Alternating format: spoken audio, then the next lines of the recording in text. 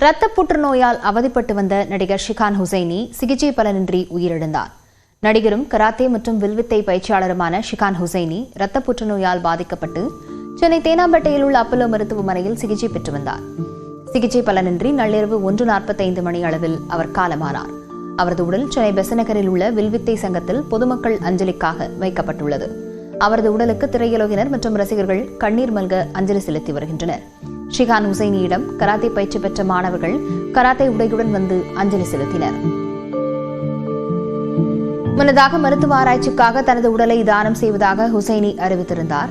இறந்த 2 மணி நேரத்தில் அவருடைய உடலை மருத்துவமனைக்கு வழங்க வேண்டும் என ஸ்ரீ ராமச்சந்திரா மருத்துவமனை நிர்வாகம் தெரிவித்திருந்த நிலையில் ஷிகானின் உடல் பொதுமக்கள் அஞ்சலிக்காக வைக்கப்பட்டுள்ளது. இதன் காரணமாக அவருடைய உடல் உறுப்புகள் தானம் செய்யப்படுமா இல்லையா என்பது குறித்து மருத்துவமனை நிர்வாகம் ஆலோசித்து முடிவெடுக்கும் என்று கூறப்படுகிறது. மதுரையைச் சேர்ந்த ஹுசைனி 1986ஆம் ஆண்டு வெளியான புன்னகை மன்னன் படத்தின் மூலம் சினிமாவில் அறிமுகமானார். பத்ரி படத்தில் விஜய்க்கு கராத்தே கற்றுக் கொடுக்கும் மாஸ்டராக நடித்திருந்தார். இந்த திரைப்படம் இவருக்கு திருப்புமுனையாக அமைந்தது. நடிகர்கள் மட்டுமின்றி பொதுமக்களுக்கும் அவர் கராத்தே பயிற்சி அளித்து வந்தார். அவரது மறைவு திரையுலகினர் மற்றும் பொதுமக்கள் மத்தியில் அதிர்ச்சியை ஏற்படுத்தியுள்ளது.